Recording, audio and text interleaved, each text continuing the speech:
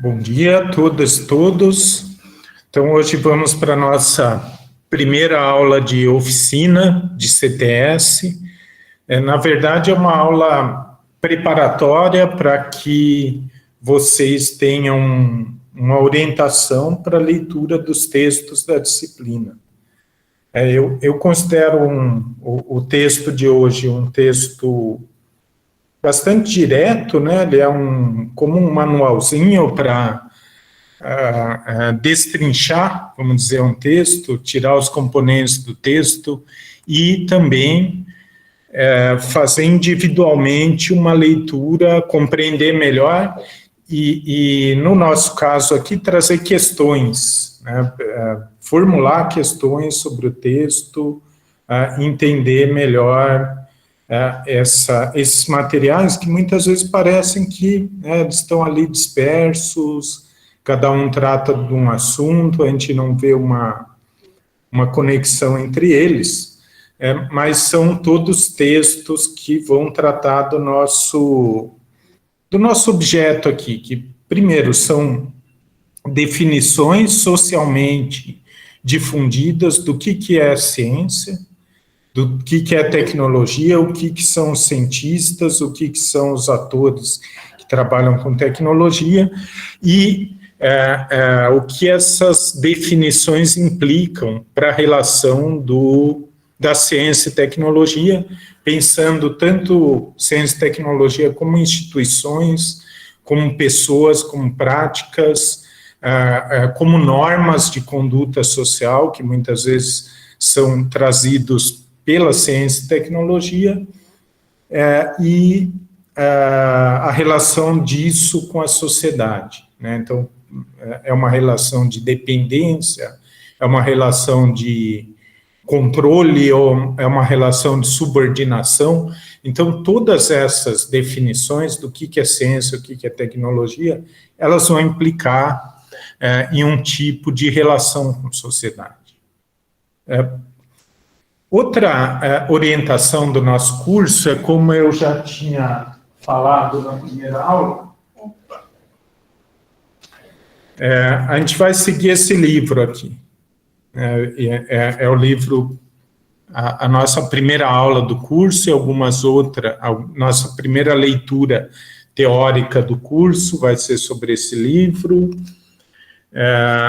E essa primeira leitura, ela dá o tom do curso, né, que são duas visões que eles classificam como diferenciacionistas e antidiferenciacionistas sobre ciência. Não vou me alongar sobre isso hoje, a gente vai falar disso na próxima aula, e que são defendidas por uma série de autores que esse livro aqui ele examina, né? Então, ele faz como que uma trajetória das teorias sobre ciência, tecnologia e sociedade, do ponto de vista da sociologia da ciência e tecnologia. Então, a lógica do nosso curso vai ser ler trechos desse livro, que são a leitura desses autores sobre as teorias ao longo do tempo, sobre sociologia da ciência e da tecnologia, e também intercalando com as leituras de alguns originais desses autores comentados. E essa vai ser a parte das nossas aulas teóricas, né? Então, tem a lógica do curso, ela está estruturada dessa maneira, né? Não são assuntos, são, na verdade, um livro, uma tese que, inclusive, no final, eles apresentam uma proposta de diálogo, né, entre essas perspectivas que supere uma polarização que existe entre essas visões de CTS. Tudo bem, pessoal? E além disso, essas leituras teóricas, nós vamos retomar tudo isso, essas ideias, nas aulas oficina de trabalhos finais. Então, as propostas de vocês, como a gente vai ver no guia de leitura e interpretação de textos, vocês vão elaborar, na verdade, problematizações sobre essa teoria. Vocês vão introduzir, por exemplo, um estudo de um caso da história da ciência, que pode confirmar ou refutar uma dessas teorias.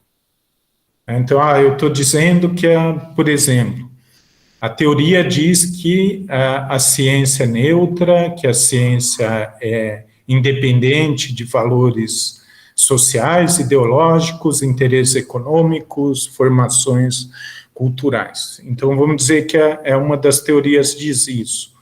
E aí vocês problematizam isso com o caso da ciência no nazismo, desenvolvimento da ciência no regime nazista da Alemanha. E, a partir daí, isso dá uma discussão sobre a teoria e sobre a ciência nazista em si, um estudo de caso, né? Então, olha, a função do Estado totalitário ali, a ciência foi totalmente orientada por ideologias nesse período, mas, por outro lado, a ciência desse período e nesse regime, ela gerou alguns resultados e fez descobertas e foram geradas tecnologias. Então, essa que é a ideia, né? Então, a gente não vai ficar na discussão das teorias só nas aulas teóricas, a gente vai retomar nessas oficinas de trabalhos finais a partir da problematização que vai ser proposta pelos grupos de trabalhos finais. Então, feito esse retorno aqui na lógica do curso, né, a gente pode passar aqui para a nossa aula de hoje, que vai ser a primeira aula oficina. Então, eu vou passar alguns slides sobre o texto do Severino, texto de leitura essencial para a aula de hoje. Todo mundo entendeu a lógica das leituras. E nesse caso, né, por exemplo, hoje, que é a aula oficina, que nós temos um texto curto para leitura na nossa atividade de hoje, que vai ser vai ser depois da minha exposição,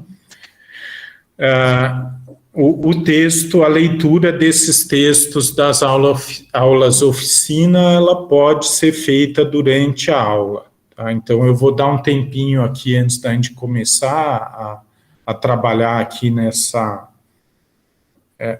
esquema de interpretação desse textinho curto. Eu vou dar um tempo para vocês lerem essa, que é uma notícia curta de um periódico, que inclusive vocês podem assinar eletronicamente, recebem no e-mail, que é um periódico de notícias sobre ciências, né? É da Sociedade Brasileira para o Progresso da Ciência, que organiza esse periódico. É bem bacana, inclusive para vocês terem ideias de trabalhos finais.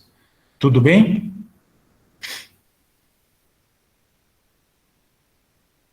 Então,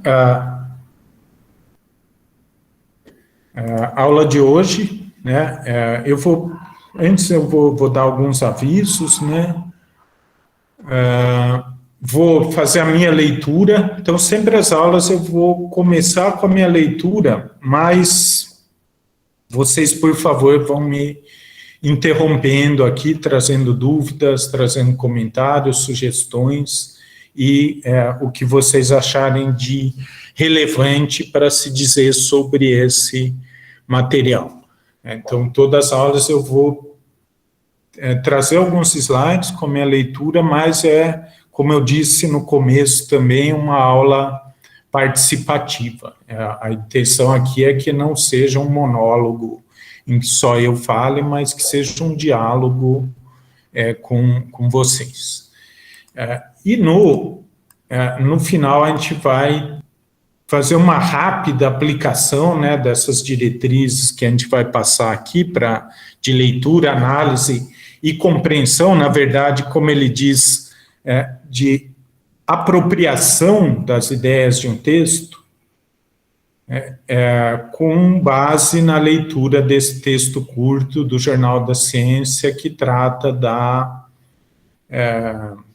do que é vida humana, né, e como que isso tem essa definição que a gente imagina que seja científica, né, ainda que seja um tema em que a ciência mostra bem os limites da ciência na produção de verdades, né, por exemplo, esse tipo de tema, mas a gente vai ver que é necessário ter uma definição por questões legais, pelas questões pela discussão do aborto.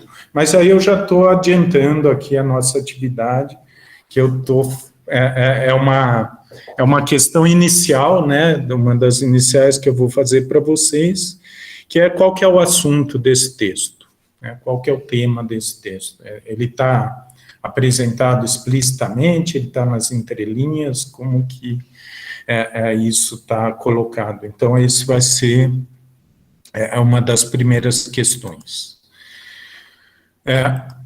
Aquela ficha que eu passei para vocês, eu não tive tempo ainda de olhar, né, eu vou fazer comentários na próxima aula, ficha sobre os interesses de vocês e sobre as condições de acesso, como vocês vão acompanhar o curso, eu vou fazer comentários na próxima aula. E aproveitando aqui que eu estou falando de questões mais práticas, né, eu queria avisar que eu já estou organizando, na verdade, a Graziele, monitora da disciplina, está organizando os grupos, e assim que eu tiver isso, né, ao longo do período de formação de grupos, conforme vocês forem enviando os grupos para mim, eu já vou colocando os nomes ali no SIGA, nas sessões de oficinas de trabalhos finais, para já ficar estabelecida uma data. Tudo bem? Ok. Que mais?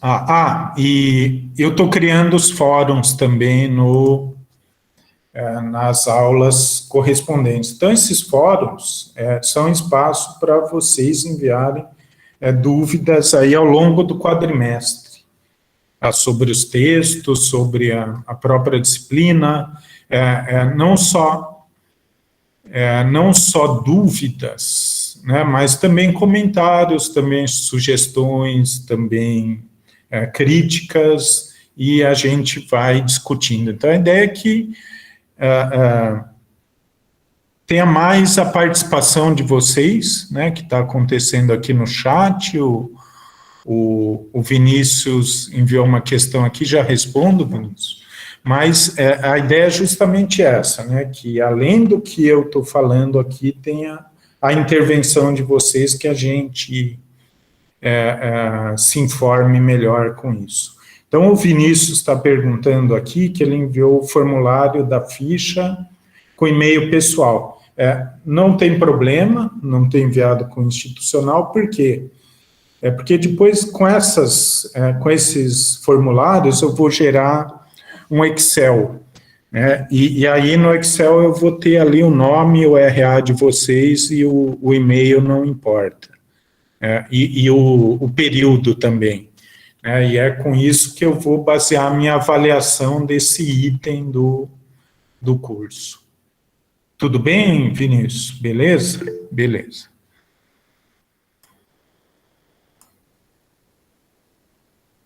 Então, pessoal, esse guia do Severino, ele é bastante direto, né? Ele propõe um procedimento, na verdade, todo um passo a passo, para pegar um texto de ciências sociais, ou mesmo de outras matérias de humanidades, e se apropriar desse texto.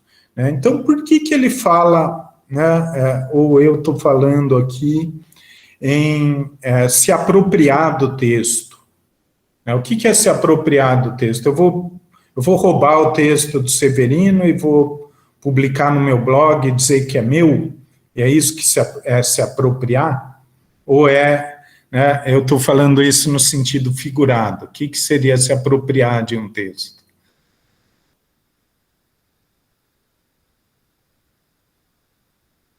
Acho que é fazer uma leitura na qual você compreenda as ideias do autor e possa entender como você pode aplicá-las ou não e elaborar suas próprias ideias a partir dessas ideias, referenciando-as quando você for usá-las. É bem isso, Bianca. Deixa eu ver aqui um comentário. A Fernanda também quer entender e assimilar na prática, né? Então, aquelas ideias, como ela pode... na prática, mas pode ser também no nível de abstração, né? Não necessariamente na prática. Então, a maioria dos nossos textos aqui, a gente vai, né, na verdade, se apropriar deles para compreender melhor ideias abstratas, né, sobre ciência e tecnologia e a relação com sociedade. Mas também pode ser algo para a prática, né, por exemplo, do dia a dia, da nossa relação com colegas, com professores, com o pessoal da universidade, a gente entender melhor e talvez se relacionar melhor. Então, eu acredito que tem também uma aplicabilidade essa ideia de CTS, ou nós nos tornarmos mais conscientes sobre o nosso papel de usuários de tecnologia. Também a gente não, por exemplo, entender melhor o que é tecnologia, como ela ou melhor, não entender melhor, refletir melhor, pensar mais sobre tecnologia, como é concebida, como é difundida e como a gente consome isso ou utiliza isso, né? Então, também são questões, são teorias que podem ter uma repercussão prática, sim, Fernando. E também, como, né, isso engloba também o que a Bianca falou, que é entender e se apropriar ao ponto de criticar e de situar a ideia do autor num contexto mais amplo daquelas ideias, né? Então, é isso que se apropriar, absorver aquelas ideias ao ponto de entender, para além daquela mensagem direta, entender como que aquelas ideias estão num determinado contexto, se eu concordo ou não, o que aquilo me diz com base na minha formação, na minha experiência, na minha opinião sobre aquele assunto, né? E muitas vezes até mudar um pouco a nossa opinião sobre um determinado assunto. Então, é por isso que, na verdade, é isso que a leitura faz, né? Como a gente vai ver, e isso é uma parte do texto do Severino, é um processo de comunicação. Um texto nada mais é do que uma ferramenta de comunicação em que o escritor, ele coloca em código uma mensagem, né? O código da linguagem, que é o código que nós utilizamos, e essa mensagem ela vai ser decodificada pelo leitor, né, a partir dos seus referenciais. Mas essa decodificação não é simplesmente entender o sentido mais direto disso, é decodificar isso na nossa própria experiência, no nosso referencial pessoal. Talvez mudar esse referencial com base nessa leitura. E como está dizendo a Ellen aqui, né, isso ajuda na formação filosófica do leitor, né? Então, inclusive tem um trecho aqui que eu achei bem bacana, na página 46, inclusive eu destaquei, que ele fala que interpretar é tomar uma posição própria a respeito das ideias do texto. é superar a mensagem direta que está ali naquele texto. É ler nas entrelinhas, é forçar o autor a um diálogo. Então, essa ideia de dialogar com o autor, ou dialogar com os textos, é bastante importante também. A gente vai dialogar com esses textos ao longo do nosso curso. Nós vamos fazer perguntas para o texto, nós vamos fazer críticas para o texto, nós vamos concordar ou discordar com esse texto. A gente vai como que dialogar com eles aqui na sala de aula, né? Então, ir muito além, ele fala, explorar toda a fecundidade das ideias que estão no texto. Então, é ir além daquela mensagem direta, mas é a partir daquele texto conseguir muito mais, a partir dessa experiência da leitura. Então, vai muito além, né? E por isso que os textos de teoria eles são interessantes, porque eles vão na profundidade dos assuntos, né? Então, é muito mais fértil, vamos dizer, gera muito mais ideias, forma muito mais do que, por exemplo, um texto descritivo de uma situação.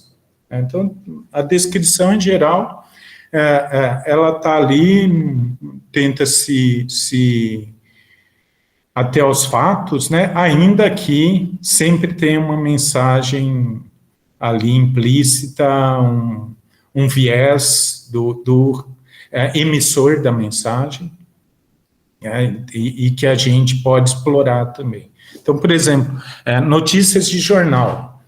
Você pode ter o mesmo fato que aconteceu no mesmo local, mas apresentado de formas muito diferentes em função do referencial ou da opinião do emissor da mensagem. Então, a gente vai... eu acho que isso é um exercício também bem interessante, e que a gente vai fazer, inclusive, para entender, né, essas teorias, elas estão no discurso diário de quem trabalha com ciência e tecnologia.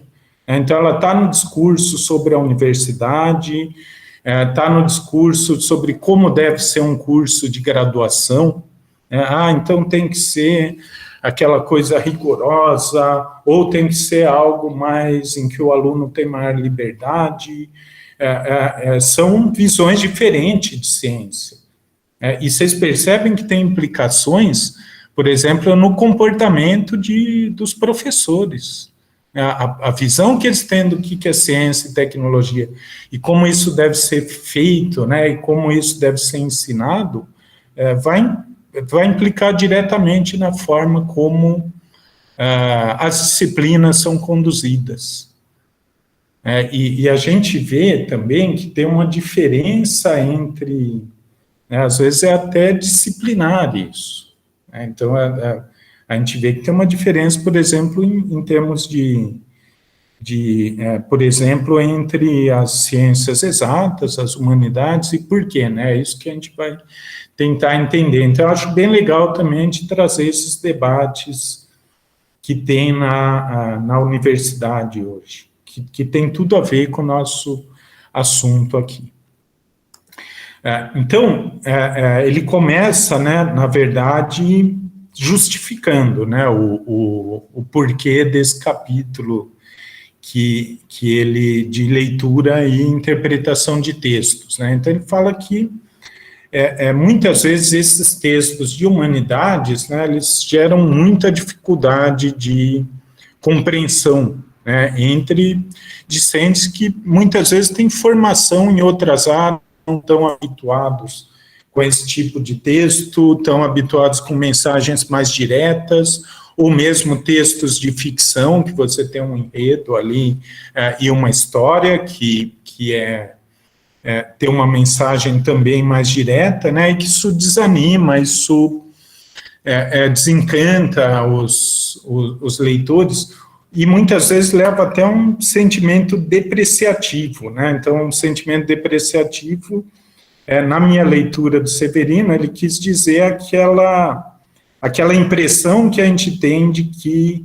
são textos que têm muito blá, blá, blá, que tem muita firula, e que não dizem muita coisa, né? E isso vem, né, da dificuldade justamente de compreensão, às vezes, desse tipo de texto. Então, a finalidade dessa oficina é essa, né? A gente, de partida aqui, ter uma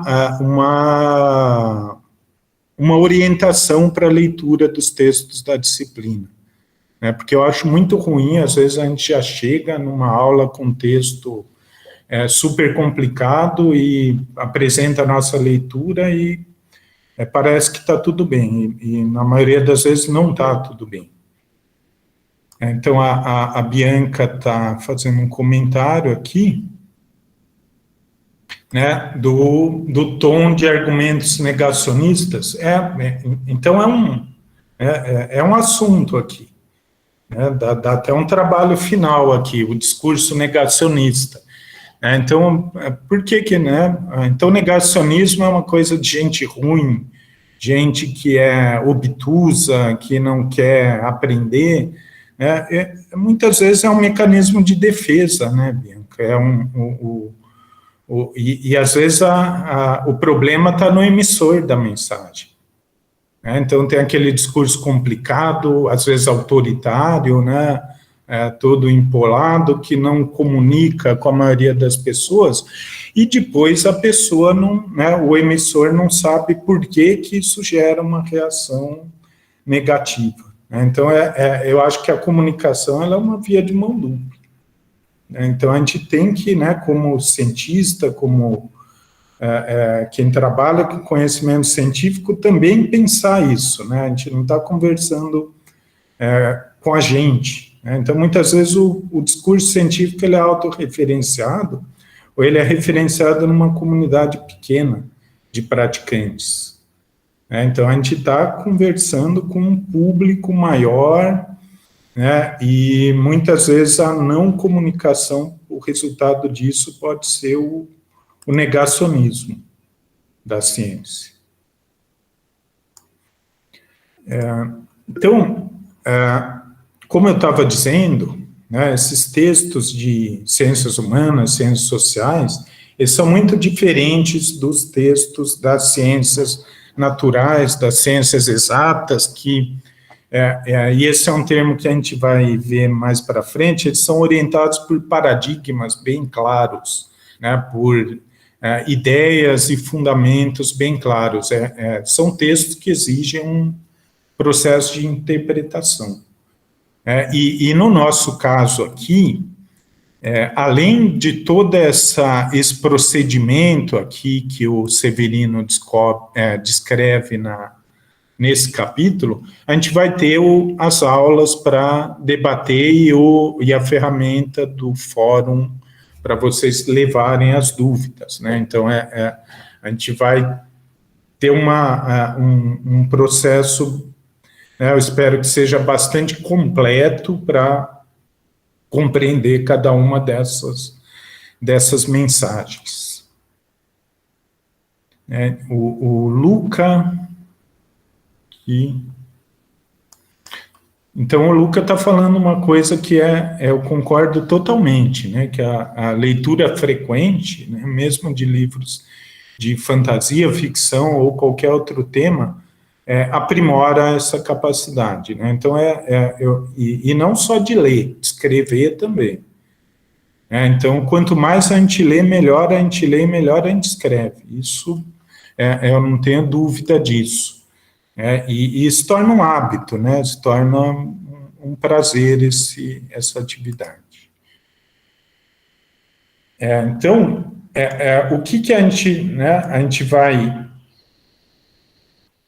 debater ao longo do quadrimestre aqui as relações entre ciência, tecnologia e sociedade, né, que esses textos de ciências sociais, normalmente, eles tratam de um determinado objeto, de uma uma determinada problemática, né, e com base naquele esquema do curso, o esquema do livrinho, diferenciacionistas, antidiferenciacionistas, essa que é a nossa orientação mais geral.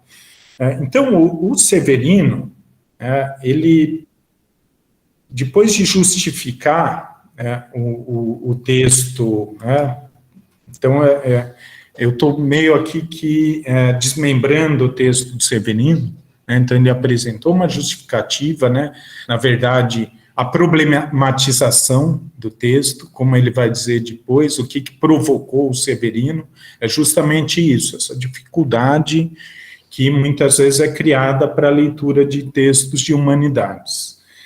E depois disso, ele vai falar também um pouco sobre teoria que embasa esse texto dele. E ele vai falar de uma teoria da comunicação. Então, é o que eu estava falando agora. Então, ele vai enquadrar, né, a leitura de textos dentro de uma teoria de comunicação. Então, isso é algo que a gente vai fazer também nos nossos trabalhos finais, né? Nós vamos enquadrar um determinado fato, então, as controvérsias sobre a vacina na pandemia de Covid. Então, isso é um fato que aconteceu, uma notícia que foi bem divulgada, a gente ouviu falar muito sobre isso, mas aí a gente vai olhar isso com uma lente de teoria. Então, por exemplo, o que foi comentado aqui agora pela Ellen, né, falando negacionista, é uma teoria, é um conceito teórico. Então, a gente sabe porque ele é bem difundido, mas a gente vai fazer isso de uma forma mais precisa, com os conceitos de determinados autores, né? Então, eu vou falar, por exemplo, numa aula de redes técnico-econômicas, de produção de tecnologia. Isso é um conceito, é uma teoria. E eu posso, num trabalho final, discutir um projeto de construção da hidrelétrica de Belo Monte, ou de uma grande hidrelétrica. E, bom, eu tenho a história sobre isso, eu tenho a narrativa, eu vou saber quem são os participantes, o que aconteceu, quem brigou, qual foi o conflito político, mas eu vou enquadrar isso nesse conceito de redes técnico-econômicas. Então, a teoria, ela vai me orientar na exploração do fato.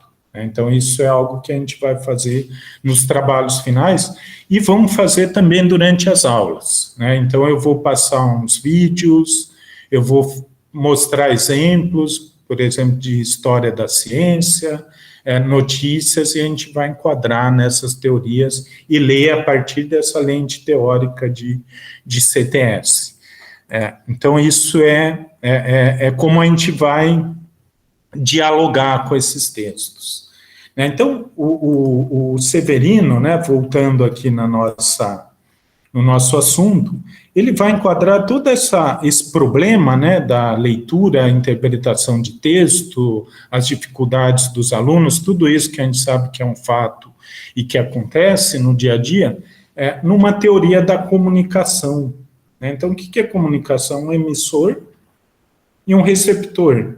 E intermediando esse processo um emissor produtor de comunicação, de mensagem, e um receptor que vai decodificar essa mensagem. Então, ele vai dizer que intermediando todo esse processo, você vai ter a linguagem, né? Na verdade, o texto. No caso do artigo científico, o texto ele é o intermediário da comunicação. Poderia ser outro tipo de comunicação. Quem me dá um exemplo de outra opção de comunicação de uma ideia científica? Então, uma ideia sobre ciência, tecnologia e sociedade. No nosso caso aqui vão ser textos, mas eu poderia usar outros meios, outras mídias, vamos dizer assim? Sim, professor, recursos audiovisuais. Não entendi, Vinícius. Qualquer recurso audiovisual, você poderia também estar difundindo ciência. Então, uma palestra, por exemplo, né, um vídeo de divulgação científica.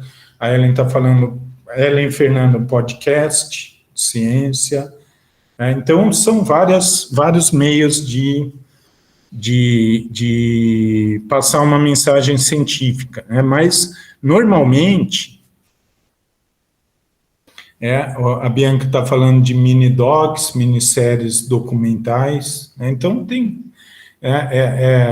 várias maneiras de se comunicar ideias científicas, mas normalmente isso vai estar mediado pela linguagem, né? Pela linguagem que a gente domina, né? Ou pelo menos legendada, né?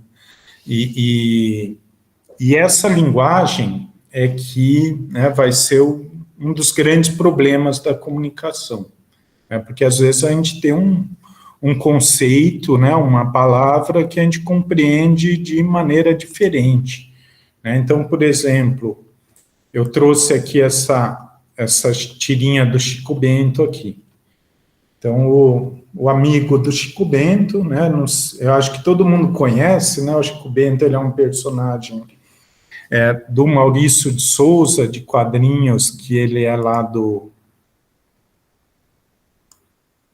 que ele é do interior, né, e que ele mora num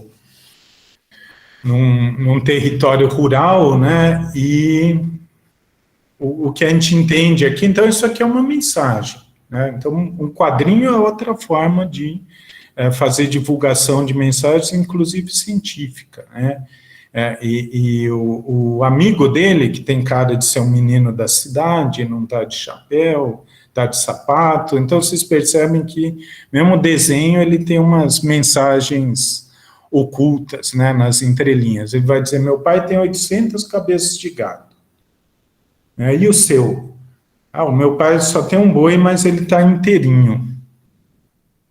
Então, o que aconteceu aqui na comunicação do Chico Bento com o menino rico da cidade? O que truncou a comunicação aqui?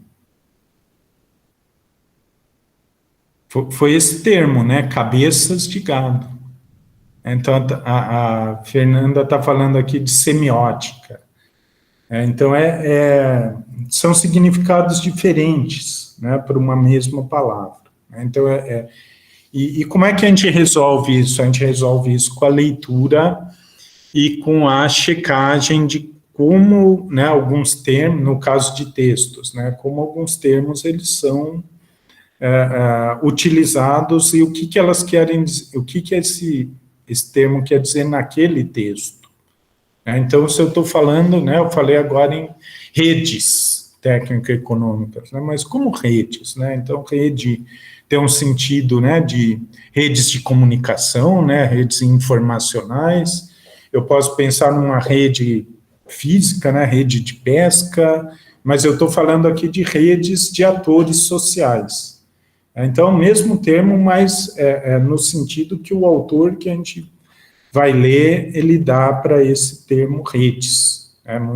Que é um termo, como se diz, variedade de significados. Então, por que eu coloquei esse exemplo e estou falando tanto sobre comunicação? Porque é isso que a gente vai fazer ao longo do quadrimestre. A gente vai pegar mensagens codificadas, produzidas pelos autores do textos, e vamos decodificar com a nossa leitura. Então, como é que a gente vai fazer para que que é um processo de comunicação, é uma conversa, não seja truncada, como foi o caso aqui do Chico Bento e do amiguinho da cidade dele. A gente vai procurar dissecar, né, esse texto e trazer também para a aula para a gente discutir. né? Porque tenham certeza, nós vamos fazer leituras diferentes aqui. E por quê? Porque a gente tem o nosso referencial pessoal próprio, né? Nossa formação, nossas ideias sobre um determinado assunto, e é isso que pode truncar a comunicação, né? Mas, por outro lado, né, é isso que pode enriquecer um debate coletivo sobre uma ideia. É isso que pode fazer todo mundo aprender nesse processo. É por isso que a aula é um negócio bacana. Infelizmente, a gente está com uma limitação grande, né? Espero que passe logo de aulas presenciais, mas aula coletiva, o bacana é isso. É muito diferente, né, de, por exemplo, eu gravar antes essa aula com a minha leitura, né, e todo mundo pega a mensagem e todo mundo aprendeu. Eu não vou aprender nada mais do que eu já sei, né, além dessa leitura, e ninguém vai expor as próprias ideias e colocar elas em debate. Então, isso pode funcionar, talvez, para áreas mais técnicas. Então eu faço um vídeo de como fazer o procedimento do sequenciamento genético do material tal. Coisa mais técnica talvez possa funcionar. Agora, em ciências sociais e humanidades, o debate ele é muito importante. É do debate que a gente aprende. Então, o Antônio Júnior está falando aqui que a aula síncrona para licenciatura é essencial, realmente. Mas a gente pode também melhorar um pouquinho isso, né, para quem estiver me ouvindo aí assincronamente, não desanime, né, porque a gente tem outras ferramentas de interação. Então, manda pelo fórum, manda no WhatsApp, manda no chat, que a gente consegue interagir também um pouquinho melhor. Então, é isso, né? A gente vai pegar esse guia aqui para evitar essas falhas de comunicação. Deixa eu correr aqui um pouquinho, que a hora tá passando. Então, o Severino, ele vai apresentar uma série de diretrizes que ele vai dividir em 5 blocos, né, de diretrizes. Na verdade, são quase que procedimentos para uma leitura completa de um texto, e que a gente percebe que tem uma lógica gradual, né, de intimidade, vamos dizer, com o texto, e que leva à apropriação das ideias do texto. Então, ele vai propor primeiro uma preparação da leitura.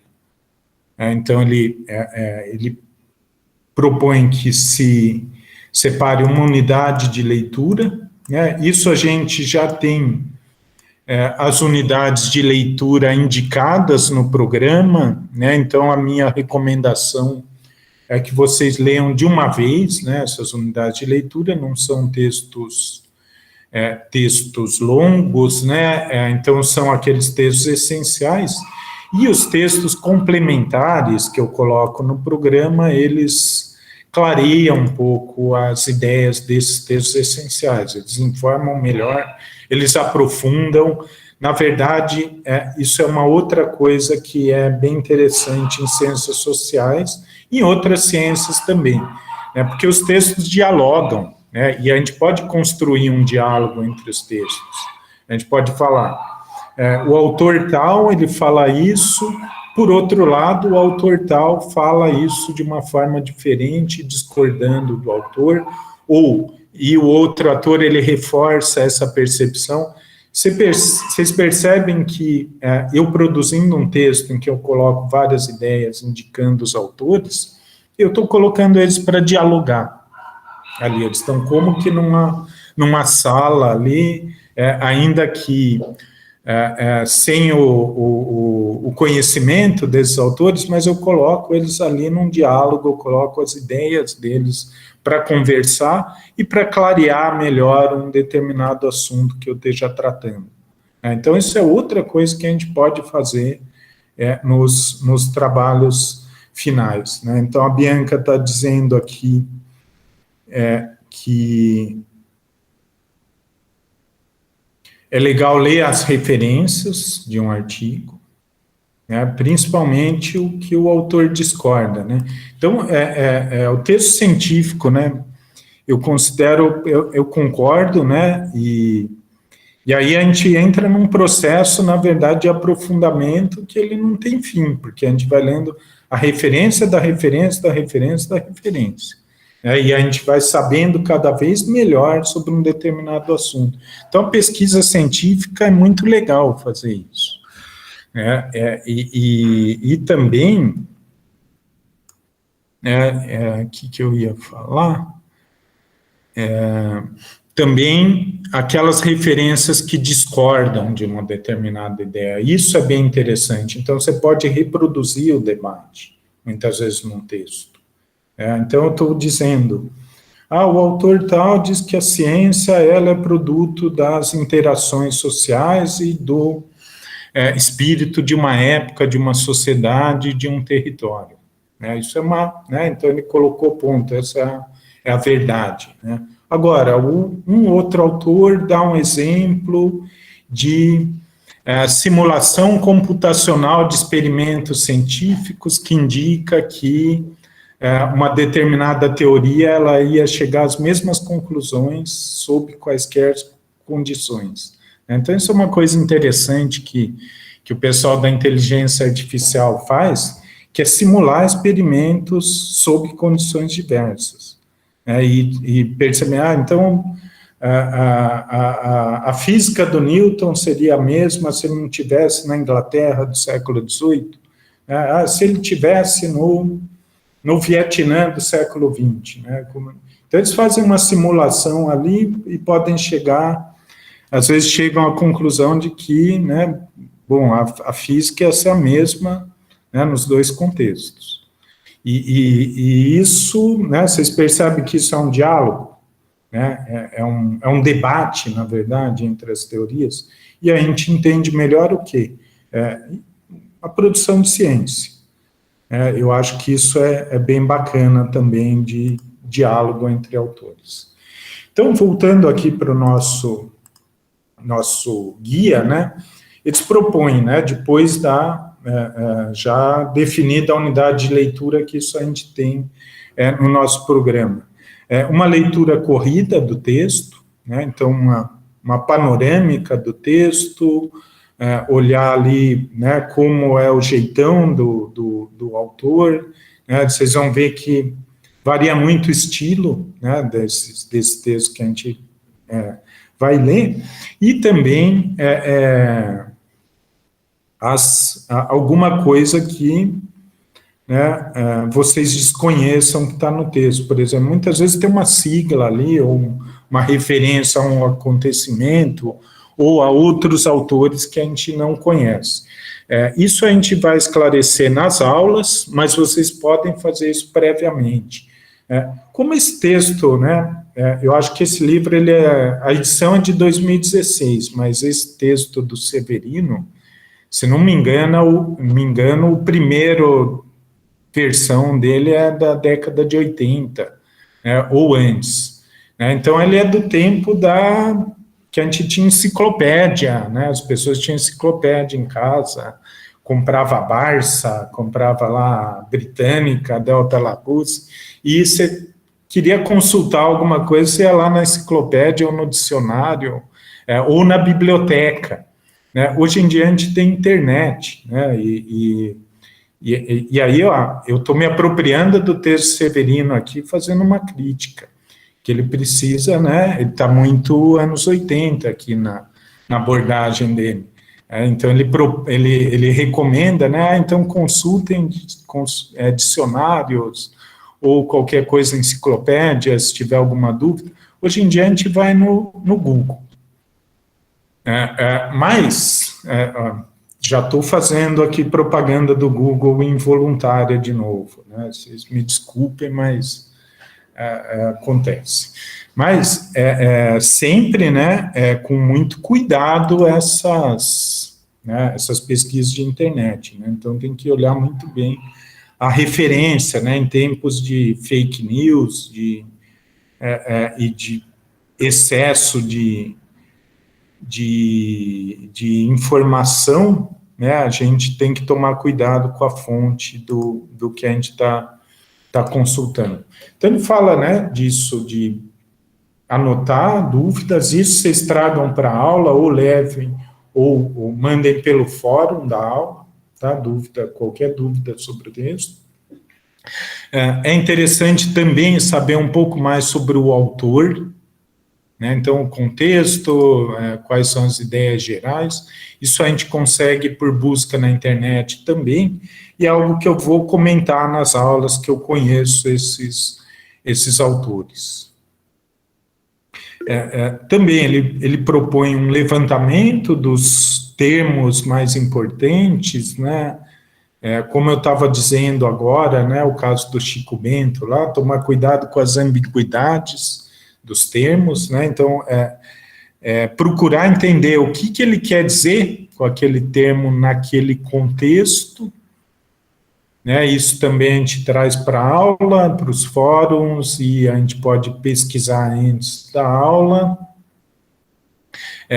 Ter também, né, nessa mesma linha, outras referências, né, que não explica no texto, e a gente consegue, né, fazer como que um esqueminha do texto, né, para quem tem mais facilidade com linguagem gráfica, né, ou linguagem esquemática, a gente pode fazer um esquema na mão mesmo, né? Então, é aquela lousa, né? Não sei se vocês lembram, na era das aulas presenciais, né, na era passada, a gente, né, isso é muito útil para professor, sabe?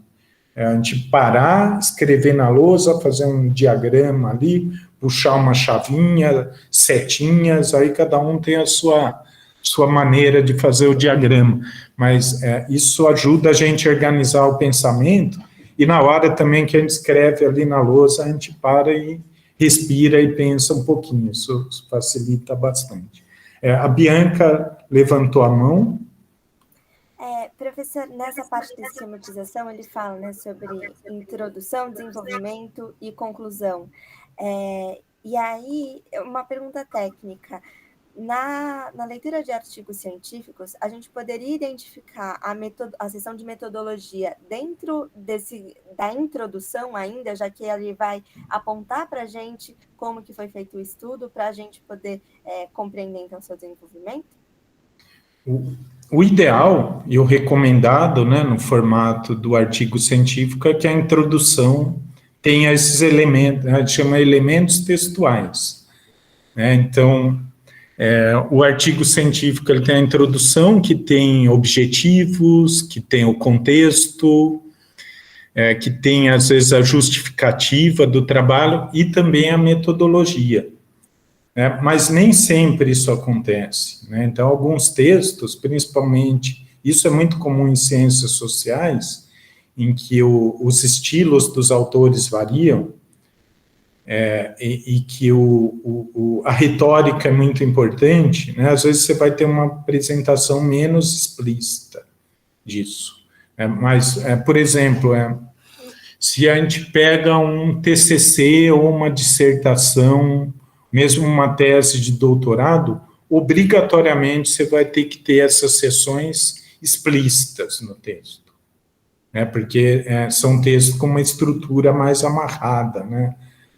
De texto científico. Agora, os artigos científicos, eles têm um formato mais livre, às vezes não está, né, explicitamente, às vezes nem a mensagem, né, o objeto está explicitamente colocado, né? Então, vocês vão ver que alguns dos nossos textos não têm esses elementos explícitos, mas a gente vai destrinchar os textos e achar ali a metodologia, né? Outra questão também é que, quando a gente vai ler trechos do livro, né? A metodologia ela está lá em outra seção, né? Então a gente vai intuir um pouco a metodologia, né, do texto. Então a gente percebe isso, por exemplo, quando o texto tem citações, né? Então a gente sabe lá que foi pesquisa na bibliografia, né? Então a gente é por intuição que a gente percebe.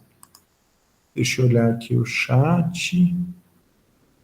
O Leonardo falou uma coisa que é verdade, né? Ler o texto, abrir, às vezes salvar numa pasta as 35 referências, guardar todos e nunca ler.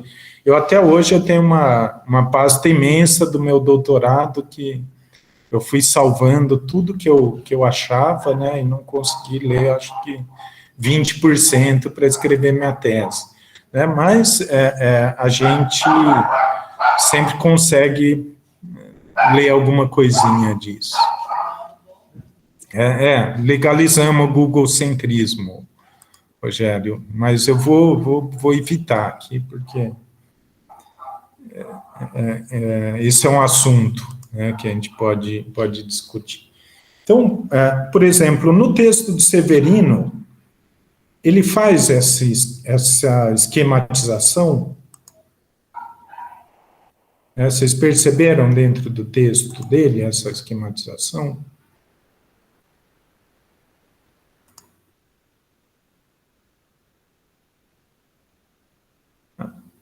Ele faz ali no final, né? Ele faz de duas maneiras. Ele faz uma sessão recapitulando, depois ele faz ali um fluxogramazinho com o resumo É isso que é um esquema de texto. Então, a gente pode, né, inclusive, exercitar isso para o nosso o textinho curto da oficina de hoje. Então, deixa eu correr aqui um pouquinho para a gente logo passar para essa parte da aula.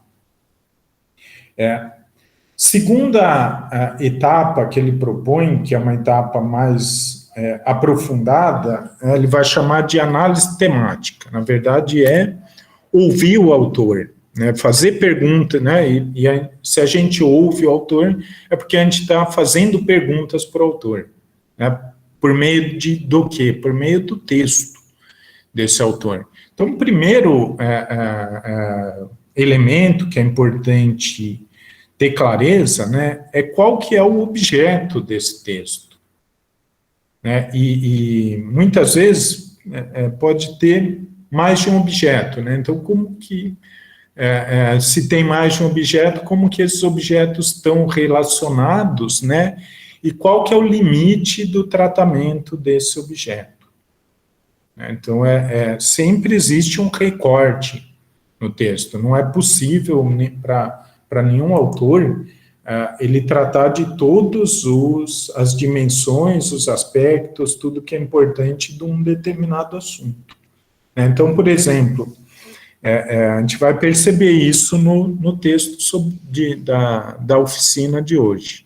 Então, acho que é interessante a gente já ir pensando, né, no que a gente vai perguntar para o nosso texto da oficina e depois para os textos da disciplina. Um segundo elemento, né, é a problematização. Né, o que provocou o autor? Né, por que ele está tratando daquele assunto? Né? Então, no caso aqui do texto do Severino, né, no texto de leitura e interpretação de texto. Como eu disse, a motivação dele, o que provocou ele a escrever, é a dificuldade que as alunas e alunos de cursos em vários níveis têm para ler texto de ciências sociais e humanidades. Então, esse que vai ser o tema. O tema, na verdade, do texto do Severino, ele é comunicação, né, o tema é a leitura de textos, né, mas ele vai relacionar, então, qual que são as outras ideias que ele vai pegar? Ele vai incluir comunicação, por exemplo, como uma ideia acessória, para reforçar a argumentação, né, do texto que ele coloca. Então, outro elemento para se identificar é a ideia central, né, é a tese, né, no caso, então, como ele, né, ele coloca um problema, né, ele coloca um tema, né, não necessariamente de forma organizada, isso a gente tem que dissecar no texto, ele coloca uma problematização e ele vai desenvolver isso. Então, ele vai trazer alguma ideia sobre isso, né, uma ideia central. Né? Então, a ideia central dele aqui, por exemplo, do texto do Severino, é de que existe um problema na leitura de textos, né? Mas que é possível superar esses problemas a partir de uma leitura esquemática. Essa é a tese dele. E a partir daí que ele vai desenvolver a argumentação, ele vai falar da teoria da comunicação, né, o que é um emissor, o que é um receptor, e ele vai desenvolver as ideias também mais práticas, né, vamos dizer, o procedimento para fazer isso, né, ele vai descrever. E vai estar sempre relacionando com a questão do aprendizado, né, com as questões pedagógicas, né. Então, aí vocês veem como é interessante conhecer o autor, né. Então, o Severino, ele é um educador, ele é um pedagogo, um dos mais conhecidos aí do país, que tem uma preocupação muito grande com isso, né. Então, a finalidade, né, desse texto de metodologia dele e dos outros capítulos também é justamente essa, né, educativa, né, a provocação é essa. Então, a ideia dele é de que, olha, não é um problema intransponível, né, a leitura de textos de ciências sociais. É possível, a gente consegue entender e compartilhar e se apropriar das ideias a partir de um esquema organizado de leitura. Então, é outro elemento que ele vai propor que se identifique no texto, é como, né, o texto desenvolve o raciocínio, a argumentação. Né? Então, ele coloca ali teorias de comunicação, ele coloca ideias sobre o aprendizado de textos de ciências sociais, né? Ele coloca ali dificuldades que são comuns, né? Sentimentos com relação aos textos, que a gente pode dizer que são ideias secundárias, né? E muitas vezes são, né, assuntos que se poderia eliminar do texto sem prejudicar a compreensão. Né? Então, por exemplo, ele não precisaria falar de teoria da comunicação nesse texto. Ele poderia ir direto ali para o manualzinho. Então, para ler o texto é isso, isso, isso. Mas ele faz isso como uma ideia paralela que reforça o argumento e melhora a compreensão do texto. Essa que é a finalidade. Então, os textos normalmente têm essas ideias paralelas que reforçam não só a compreensão, mas a argumentação, né? Então, o texto científico, ele tem essa natureza. Ele é um recurso de convencimento sobre uma teoria. Então, eu vou dizer, a Terra é redonda, e vou construir um texto sobre isso. Aí eu vou falar de outros assuntos que não necessariamente sobre astronomia ou sobre esse assunto diretamente, mas que vão reforçar a minha argumentação. Então, outro elemento para a gente perceber nos textos. E todos esses elementos, né, eles permitem a gente fazer um resumo, uma síntese, né, desses textos. Então, por exemplo, quando a gente faz um seminário de apresentação de um texto, de uma teoria, é bem interessante a gente apresentar esses elementos. Por quê? Porque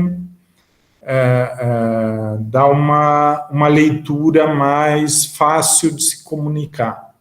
Então, a gente, né, num seminário, a gente está falando, por exemplo, para uma sala, né, para um professor e os colegas. Então, vou explicar o texto da aula 4. Eu posso fazer isso de uma maneira mais desorganizada, né, e segundo a minha leitura, né, e qual que é o problema disso? É o receptor da mensagem, então está claro para mim, pode não estar claro para quem está me escutando. Né? Então, se eu fizer uma divisão esquemática, né, desses elementos que são comuns em todo o texto científico e que a nossa comunidade ela entende de uma forma relativamente compartilhada isso, a gente provavelmente vai ter maior clareza na nossa exposição. Então, é uma dica também para preparar seminários e apresentações sobre um determinado texto. Né, essa coisa da dificuldade de apresentar, ela aparece muito quando são textos nossos. Então, quando a pessoa, às vezes, apresenta o próprio texto, ela está tão imersa naquela questão, ela conhece tão bem os pormenores, que ela vai falar para uma audiência como se essa audiência conhecesse também. Então, tem que tomar cuidado com isso nos seminários. Preparar o seminário com a cabeça, não de autor, com a cabeça de quem vai escutar o seminário. E mesmo o texto científico também. Então, por isso que eu digo que é importante, né, sempre no texto ter clareza.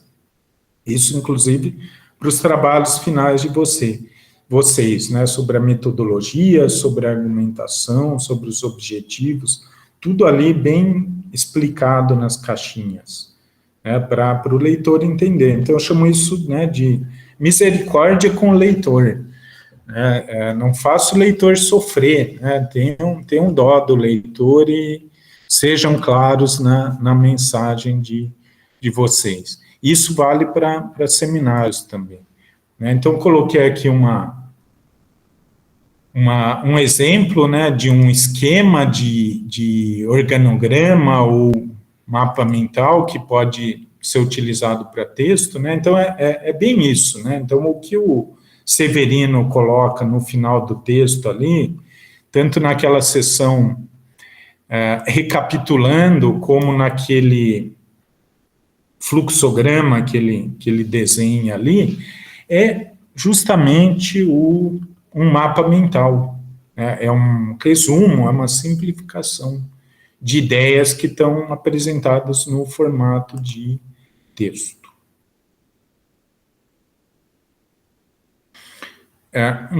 Um terceiro, e aí eu já vou partindo aqui para a nossa oficina, tá? Uma terceira diretriz que ele coloca, e aí já é um nível mais avançado de leitura e de apropriação do texto, é a análise interpretativa. Então, é justamente procurar captar aquilo que não está explícito no texto e estabelecer um diálogo a partir da nossa leitura, da nossa experiência, do nosso conhecimento e das nossas opiniões.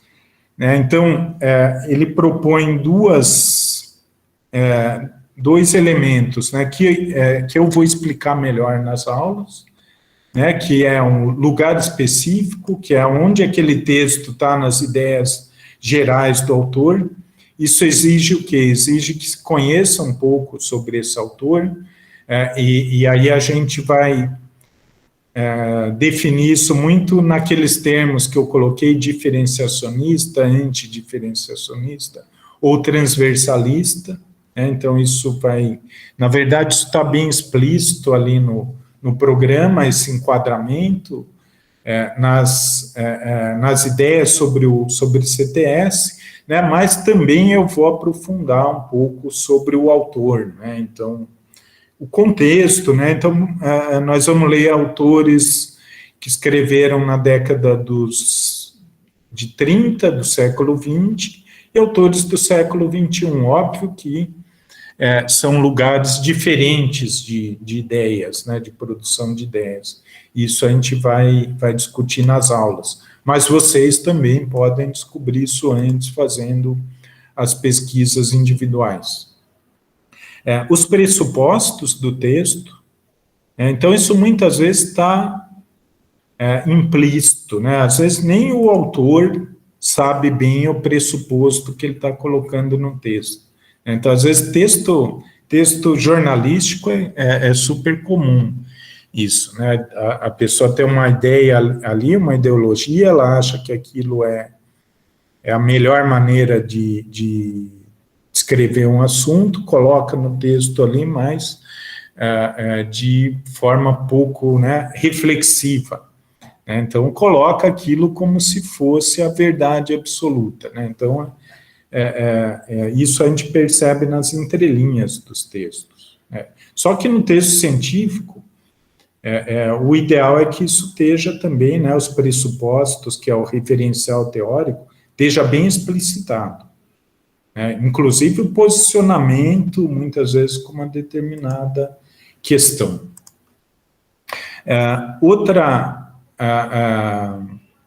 Elemento de análise interpretativa, né, fazer comparações com outras ideias sobre o mesmo assunto, né, então, sejam outros autores, seja a experiência própria, algo que, né, no nosso exemplo aqui de ciência e tecnologia, aconteceu na universidade, ou no trabalho, ou num projeto de iniciação científica, né, então a gente vai fazendo essas associações, e isso leva a gente a conseguir elaborar uma crítica, né, do texto, tanto em termos de forma, né, do texto. Então, é o que a gente estava falando agora, como é que está apresentada a metodologia, os objetivos, o assunto, está claro ou não está claro, está duvidoso, às vezes está contraditório, né, então propõe uma coisa no começo e no desenvolvimento do texto isso não se realiza, né, mas também com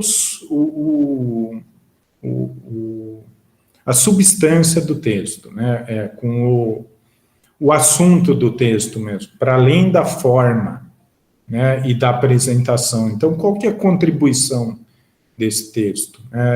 Alguma coisa nova, mais do mesmo, é algo, né, simplesmente, vamos dizer, são truísmos, né, são verdades evidentes que ele coloca de uma forma floreada, bem apresentada, ou é algo que realmente faz a gente pensar? Né? Então, a crítica com base no nosso referencial. Isso é uma etapa importante da apropriação desse texto. Essa é a interpretação do texto. Uma quarta fase é a problematização. Né? Então, por exemplo, o que eu estou fazendo aqui nesses slides é uma problematização do texto do Severino.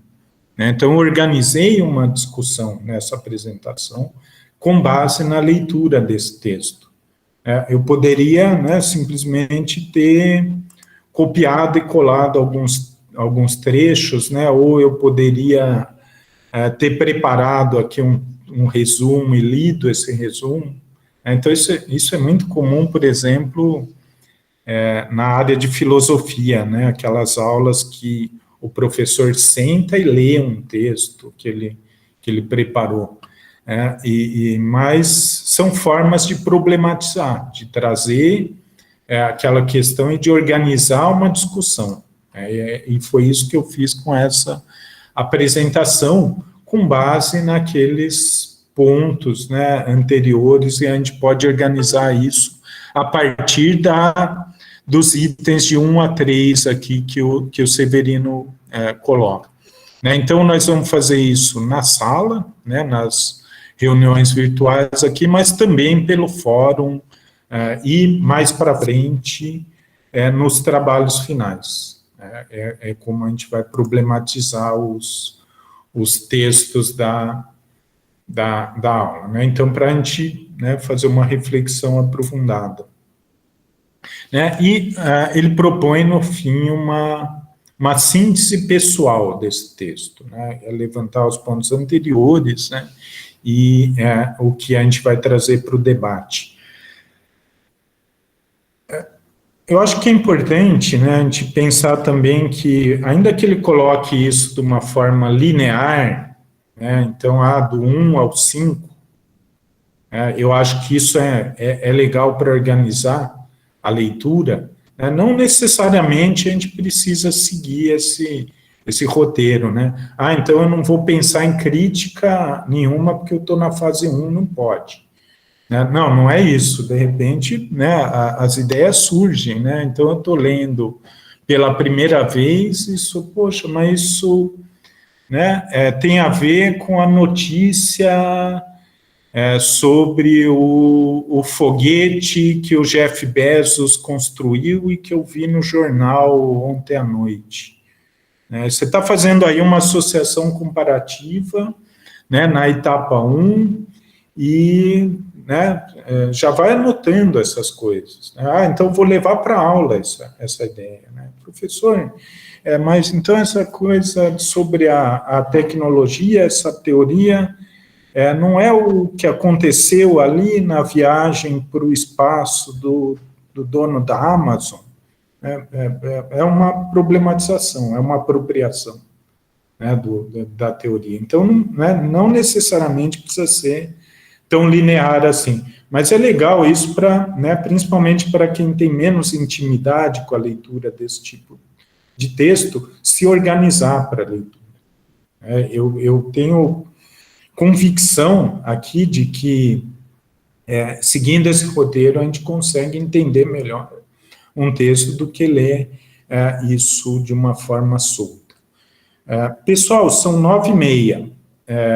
Eu vou dar 10 minutinhos para fazer uma leitura corrida do texto curto, e depois a gente pode ir lá para a nossa lousa virtual, não sei se vocês acessaram, né? Eu já estou com ela aberta aqui, se vocês quiserem abrir e já ir fazendo anotações ali também, né? A ideia, né, deixa eu projetar aqui a lousa.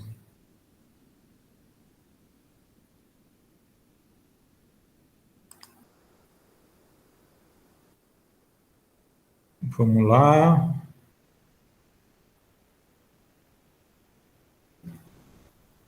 É só a gente demonstrar que está com um pouquinho de pressa para a coisa ficar lenta.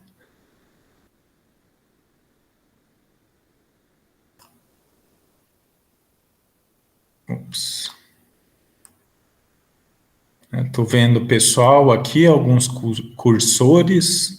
Então, o que eu fiz, pessoal? E a gente pode, né, vocês podem trabalhar nisso depois da aula também, e, né, vamos dizer, depois eu salvo, dá para eu salvar um PDF disso aqui e colocar na nossa aula. A ideia é identificar esses elementos da leitura que o Severino propõe. A gente pode até retomar isso na próxima aula, mas a gente retoma com o texto da leitura da aula que vem. Identificar alguns desses elementos, né, principalmente análise interpretativa. Então, a etapa 1, a gente pode pegar principalmente as dúvidas, né, mas vamos focar, já que a gente não está com muito tempo, principalmente na análise temática e interpretativa. A gente pode, inclusive, não precisa ser nessa ordem, né? Então, eu vou pedir para vocês lerem esse texto, a gente vai aqui até 9h41, né, e depois a gente trabalha um pouquinho aqui na lousa. Tudo bem? Pessoal, dúvidas, perguntas, comentários, sugestões, críticas?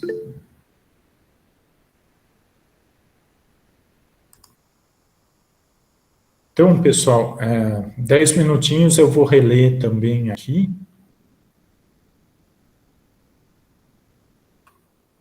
E qualquer coisa vocês me mandam aqui pelo chat ou dão um grito. Aqui que eu estou aqui do lado.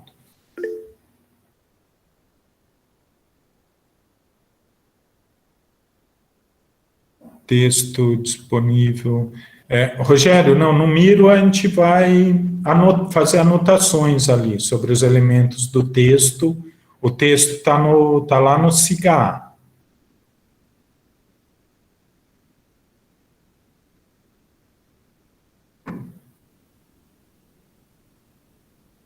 É um texto bem curtinho, é um assunto, né, bem polêmico. Eu acho que dá uma boa discussão aqui.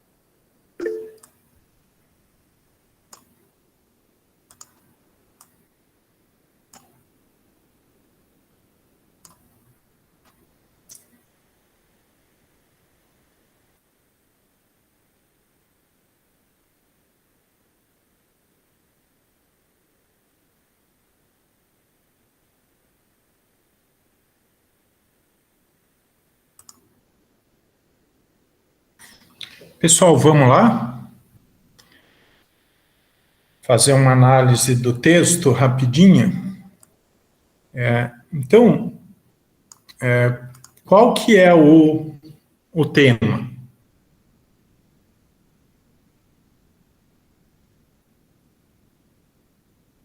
Qual que é o assunto do texto?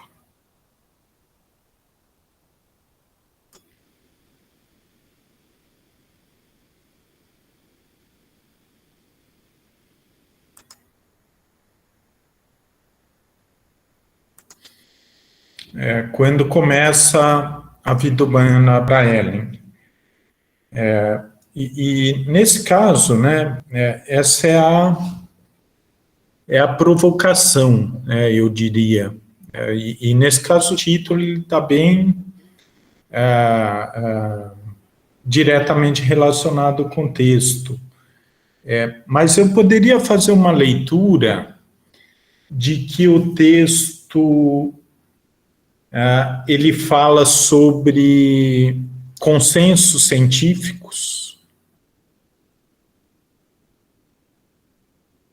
de uma forma mais geral. Eu poderia estar falando de outros temas, né? Então, por exemplo, eu poderia falar de consenso científico na determinação de áreas de preservação em fazendas. Né? Então, por que tem que ser 50% na Amazônia, 30% no Cerrado?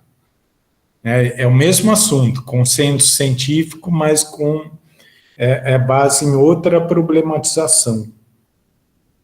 Então, eu colocaria o tema desse texto de uma forma mais ampla,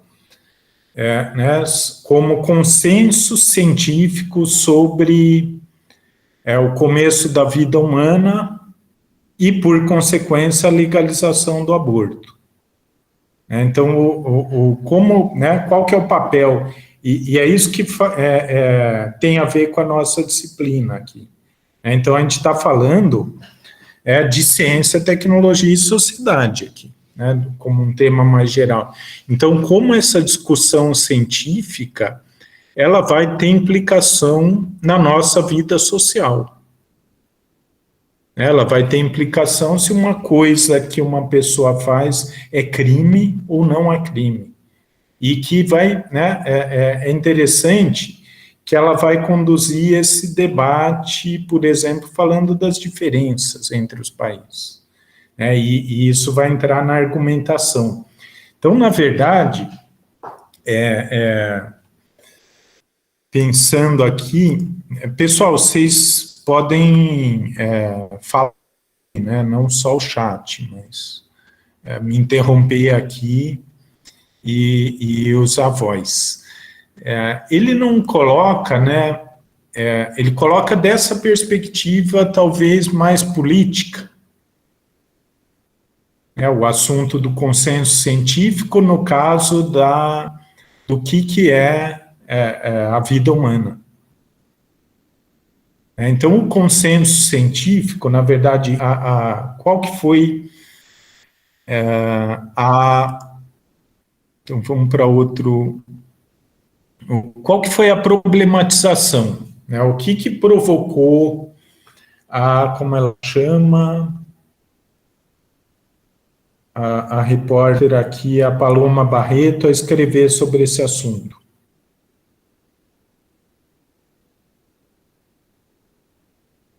Por que ela publicou isso no Jornal da Ciência?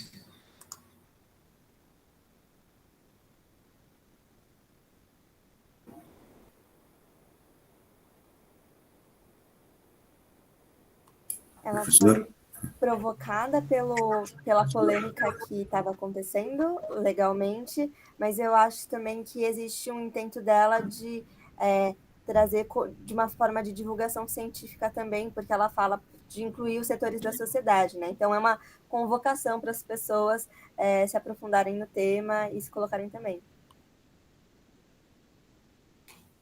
E isso, na verdade, é o posicionamento dela. Né?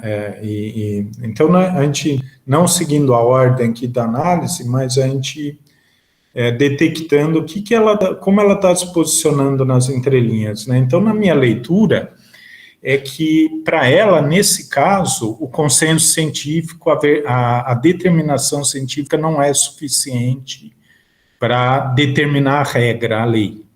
Ela vai dizer que isso tem que ser feito em espaços de debate democrático, né, de uma determinada sociedade.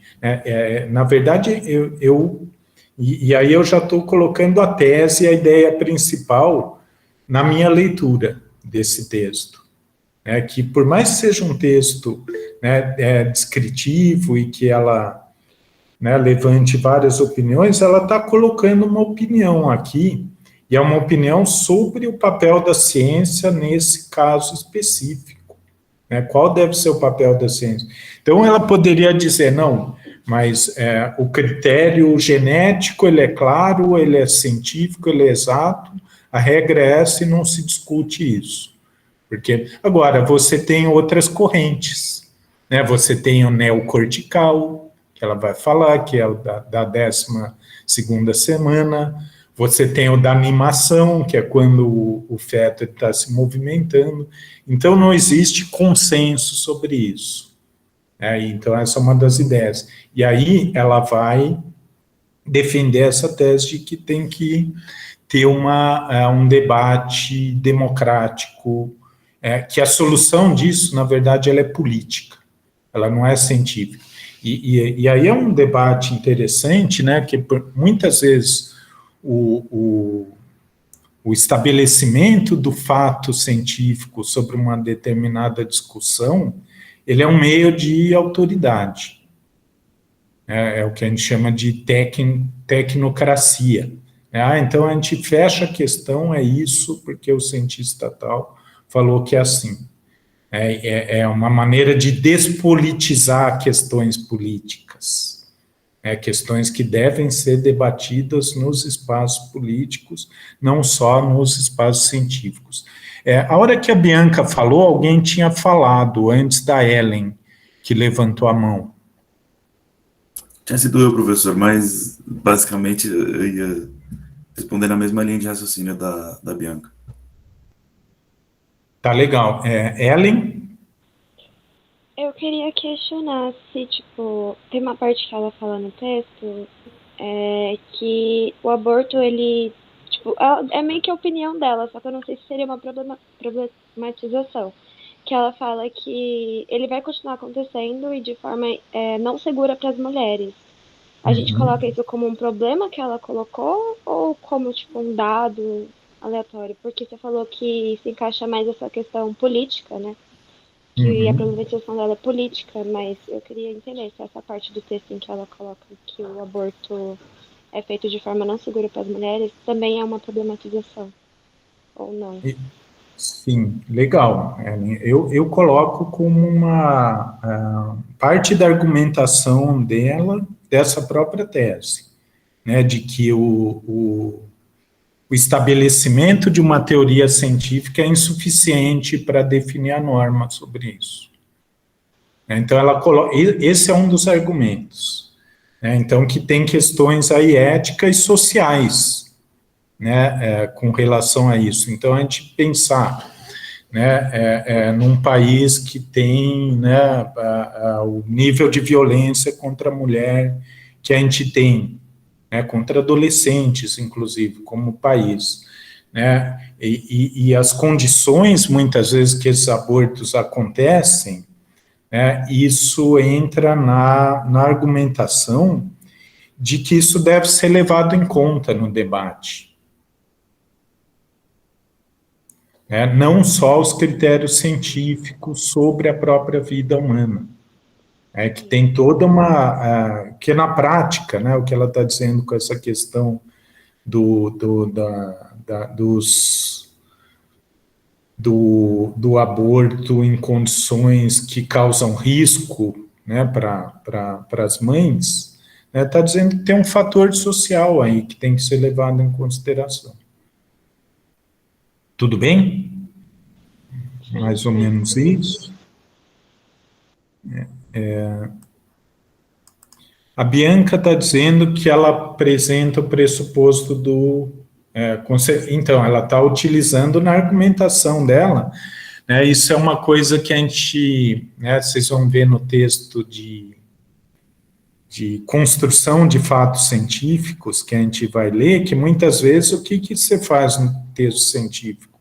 Você faz citações, né, de outras opiniões, que a gente chama isso de recrutamento, né? Então a gente recruta discursos para reforçar a nossa argumentação ao longo do texto. Então, tudo bem? Deixa eu voltar aqui. Então, a problematização, acho que ficou claro, né? A ideia central, né? Então, eu coloquei aqui que a ideia central, que a tese é de que a ciência, né, ela é insuficiente para que se adote uma normativa legal, né, na verdade penal, né, que se decida, o que provocou aqui a discussão também é a reforma do Código Penal e a proposta do Conselho Federal de Medicina de mudar a legislação sobre aborto. Então ela vai falar, inclusive, que eu não sei se ela fala, mas é uma legislação da década de 40, né? Não fala, mas é a mesma legislação há muitos anos, né, no Brasil. Então, essa é a problematização.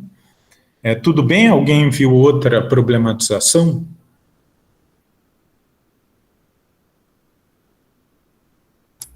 Professor, eu acho que ela coloca, eu interpretei como uma problematização, porque ela coloca meio que no centro da discussão ali a opinião contrária nesse âmbito político, né, para garantir com que isso deixe de ser algo punitivo. Eu entendi isso, aquela citação que ela fala do, se não me engano, deputado. Do Magno Malta. Isso, ela meio que coloca como talvez um empecilho, que eu analisei como um empecilho, né, para essa discussão, não para essa discussão, mas para a opinião ali, né, descrita. E eu acho, inclusive, que ela coloca aqui, né, esse parágrafo aqui, apesar de ser uma opinião contrária dela, aparentemente reforça o argumento dela. Então, ela vai citar ali um deputado que, pelo menos para o público do Jornal da Ciência, não tem muito prestígio, né, considerado um cara conservador, né, essa coisa de frente em defesa da família, algo conservador, anti-ciência, muitas vezes. Então, isso aqui reforça o argumento dela. Então, é aquela coisa do... né, dependendo do emissor, o argumento ele perde toda a validade. Né? Então, para boa parte da comunidade científica, o que o Magno Malta fala é para ser feito ao contrário. Né? Então, de certa forma, está justificando. E ela vai colocar também a questão política do movimento feminista, né, que essa é uma pauta central para o movimento feminista. Bianca levantou a mão. Eu achei muito interessante essa observação que o Bruno fez, porque, de alguma maneira, é o último argumento contra, assim, que ela vai colocar durante o texto, esse do Magno Malta, e ele vai de acordo com o primeiro critério científico que ela apresenta, né, que seria um critério contra, que é o critério genético. Eles se dão, eles conversam, eles dialogam esses dois argumentos. E achei isso muito interessante, porque ela aponta isso que o senhor já comentou, de, às vezes, usar algum critério científico isoladamente para despolitizar o debate.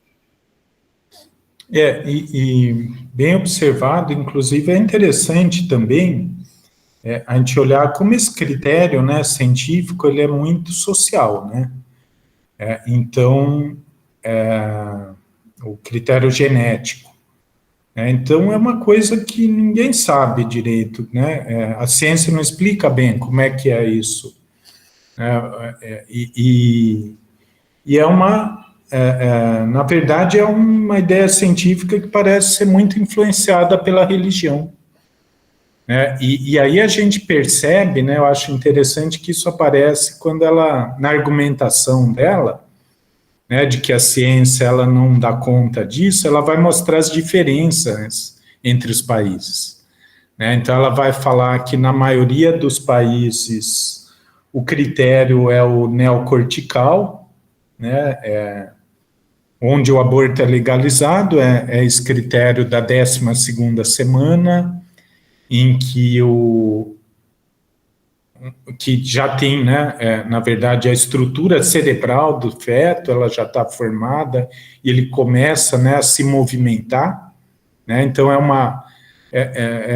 já tem uma distância da concepção religiosa, que é aquele momento mágico da união dos genes, né, que geram isso, né, religiosamente pensando, você tem um novo ser lá, você tem uma alma, vamos dizer, mas fisicamente você não tem nenhum cérebro ali, né? Então vocês percebem que a 12ª semana ela já é menos religiosa, né?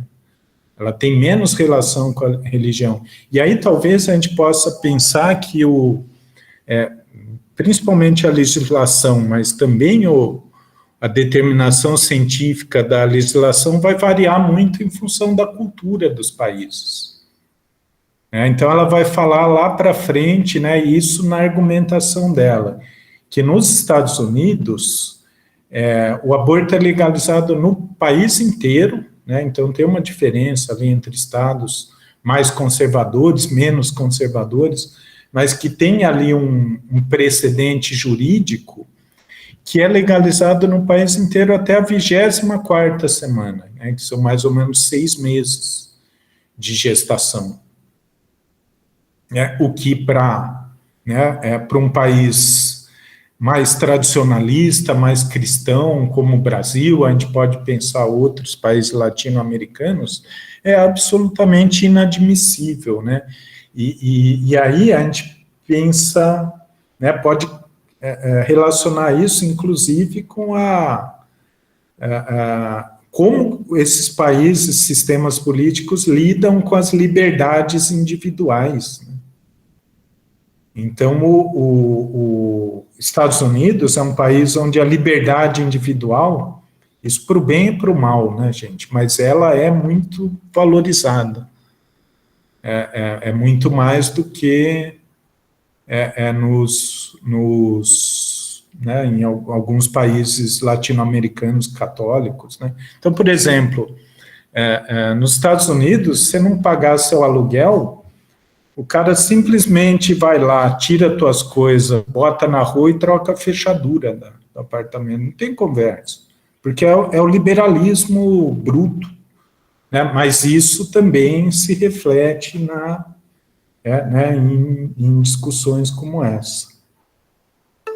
Pessoal, a gente deu 10 horas aqui, mas eu acho que a gente conseguiu fazer um exercício, né? A gente foi lá para a etapa de análise interpretativa e crítica, né? E apropriação. Vocês percebem que a gente situou isso no debate de ciência, tecnologia e sociedade, né? Então a gente vai falar muito sobre isso, que poder que a ciência tem, que poder que ela deve ter, né? E se ela pode ter esse poder, se a gente tem que ter uma ciência mais controlada ou mais livre, né? Então acho que a gente entrou nesse debate geral, a gente entrou em questões particulares dessa questão, que é algo bem, né, bem interessante em termos de ciência, mas também em termos de política. A gente está falando aqui de liberdade individual, a gente está falando de debate democrático, né? A gente está falando de como a vida em sociedade tem que ser tem que ser regulada, né? Então, até que ponto a ciência é o melhor critério para isso, né, e isso é algo que a gente vai discutir ao longo do texto. Então, acho que a gente conseguiu se apropriar aqui. O que a gente pode fazer para dar sequência aqui nessa atividade? Quem quiser preencher lá na lousa, colocar os itens, né, a gente pode fazer um levantamento. Aí nas horas vagas, aí se vocês quiserem preencher ali. Pessoal, alguma dúvida ou algum outro comentário? Né, o Leonardo coloca um comentário aqui que eu concordo, que uma grande questão é que a definição do que é vida é mais metafísica do que científica. Com certeza isso, e as próprias controvérsias e as diferenças entre as legislações, elas indicam isso. E eu diria metafísica e política também. E aí essa que é na verdade, ela faz uma proposta, né? Ela diz que a solução disso ela é política, ela é no debate plural, ela é no espaço, na criação de espaços para que as opiniões sejam ouvidas. E aí a gente entra no debate como se tomam decisões, né? Então, por exemplo, nesse caso, eu não acho que é um plebiscito que resolve, né? Uma votação nacional que vai resolver. A regra da maioria, nesse caso, não se aplica, né? Porque, como em muitos casos, as minorias aí têm pouco espaço frente à maioria. Mas eu acho que a gente, né, conseguiu fazer um debate aqui e a gente vai retomar esse método, tá, pessoal? Então, eu vou procurar fazer as primeiras apresentações das aulas com esse método de leitura, né, para a gente fazer o debate, e também nas fichas de leitura tá colocado isso. O Luiz Gustavo está perguntando se na biblioteca do SIGA tem um livro base da disciplina. Ele está ali, o arquivo escaneado. Eu não sei se ele está cadastrado ali na biblioteca da UFABC, não sei bem como isso funciona, mas está disponível para a gente. Que eu sei que tem um esquema ali de cadastrar bibliografias, mas eu não sei se esse livro tem PDF, às vezes a edição está esgotada, não sei como que está. Mas eu sei que tem muitos, né, volumes físicos na biblioteca. Mas a gente não está, ainda não estamos indo para a biblioteca. Tudo bem, pessoal? A Bianca vai verificar. Obrigado, Bianca. Como que funciona, Bianca, essa biblioteca do SIGA? Quando a gente entra no SIGA, ali naquele cantinho superior, perto de onde tem abrir chamado, menu discente, tem minha biblioteca.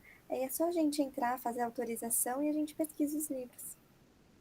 Ah, legal. Aí eu consigo mandar um link direto que logados no SIGA vocês conseguem acessar. Maravilha, então. Obrigado, Bianca. Pessoal, por hoje era isso. Então, estou interrompendo a gravação aqui. Estamos gravados no YouTube.